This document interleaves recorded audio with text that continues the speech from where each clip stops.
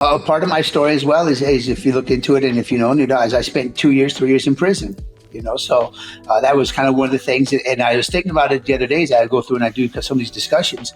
But the biggest thing is the silence. The silence that I had to know, there was a period of time when I'm just sitting there by myself and I have to know who I am and how much longer you have in you or how much do you have to give.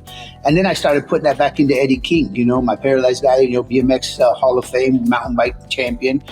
When he broke his back up in Big Bear, he's sitting in that hospital bed and I'm sure there's silence.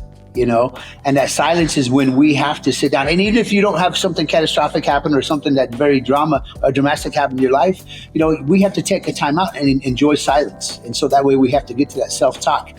I call it the dark energy, Dark energy is when you're by yourself. It's not negative. It's when you're by yourself and you're in complete silence and you're hearing to nothing but yourself. We have to learn to tune out the noise from external factors. We've got internal cueing. We have external cueing. These kids nowadays, they're playing the game where they're studying for something or training for something, and they're worried about who's in their DMs, how many followers do I have.